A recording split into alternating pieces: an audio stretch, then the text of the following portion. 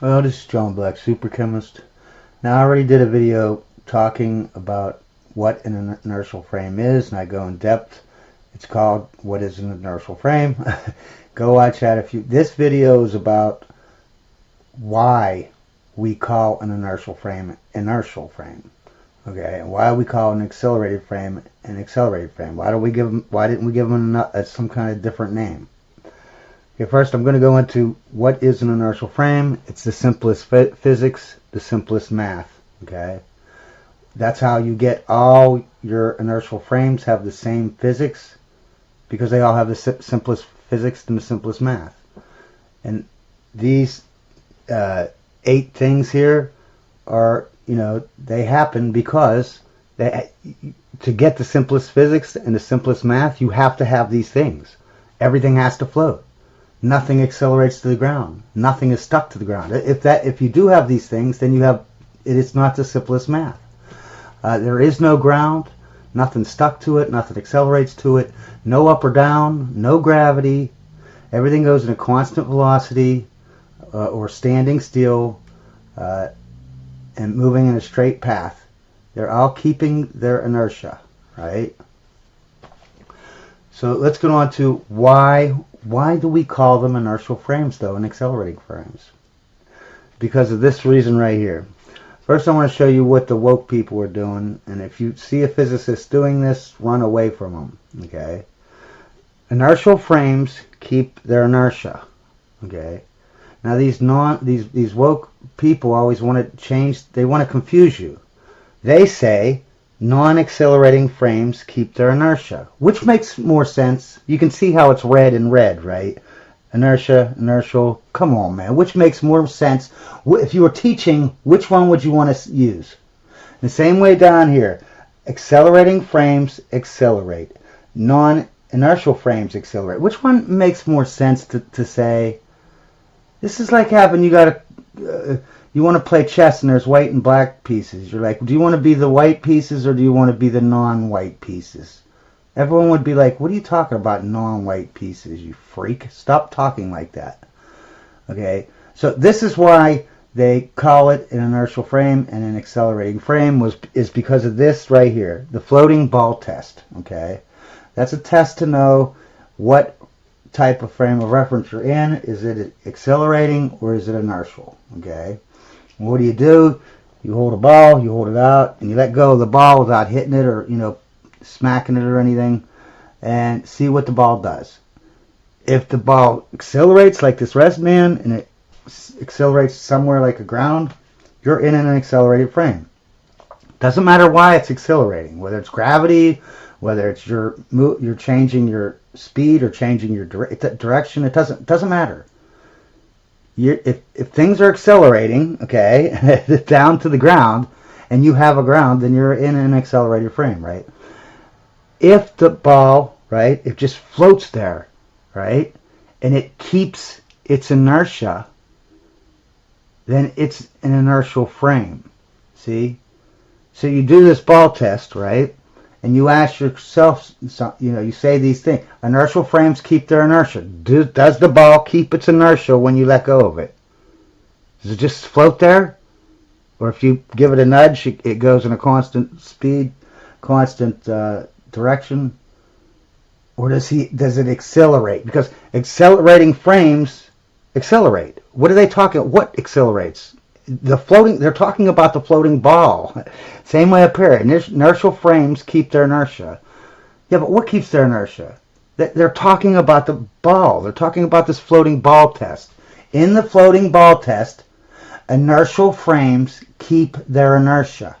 The ball, when you let it go, it keeps its inertia.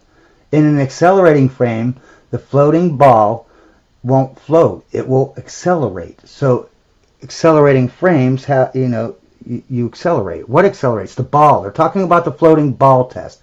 That's why they call it an inertial frame. Because when you are in that frame and you do the floating ball test, right, you hold the ball out, the ball keeps its inertia. So it's an inertial frame. Now, if you hold the ball out and you let go and it accelerates, well, accelerating frames accelerate the ball down. That's why we call it an accelerating frame, because when you let go of the ball, it accelerates. This is why we call it an inertial frame, because when we let go of the ball, it stays inertial.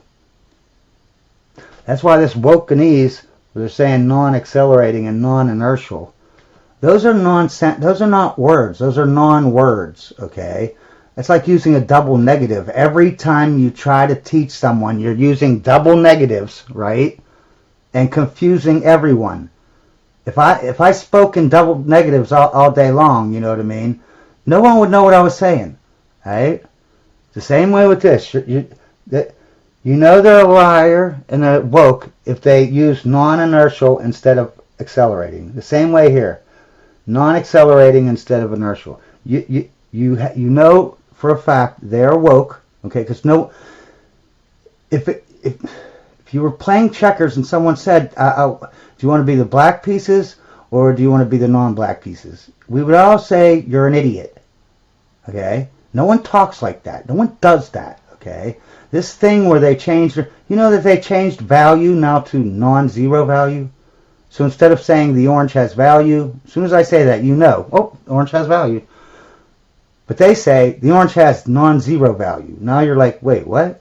If it has non-zero value, that means it has value. Well, why do I have to think? Why do I have to stop and think and translate your wokenese? Same way with non-zero acceleration. That means acceleration. Why would you add non-zero to it? Like this thing causes acceleration. Or this thing causes non-zero acceleration. Which one sounds normal? Which one sounds confusing? Non-zero velocity, non-Euclidean, non-inertial, non-accelerating. These words are not. These are non-words. Okay. Okay. Non-zero value just means value. This needs to stop. Okay. This is why we call it an inertial frame in the first place, because of this saying. So if you change the saying to non-accelerating frames keep their inertia, you're ruining the whole thing. The whole thing was inertial frames keep their inertia when you hold the ball out and let go of it. As long as you're going as a constant velocity, you know, straight path line, you know, constant speed, you're always inertial, okay? And that's the same thing as being standing still when you're talking about relativity. Okay. Why do they, you know, always tell you that it's hard to conceptualize, you know, 4D stuff? All 4D is a movie. All you got to do is plot all your things and make a movie on, you know, and you'll see. There's your geodesic right there, 2D, right? Now let's change it into a movie.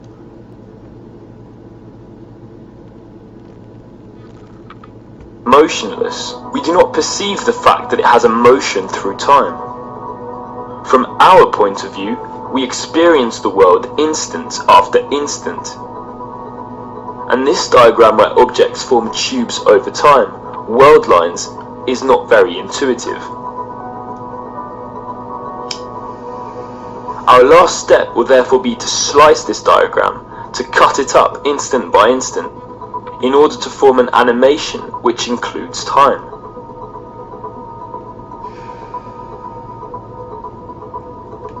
The curvature of the universe, which causes straight lines to dive into the Earth, becomes a movement of contraction.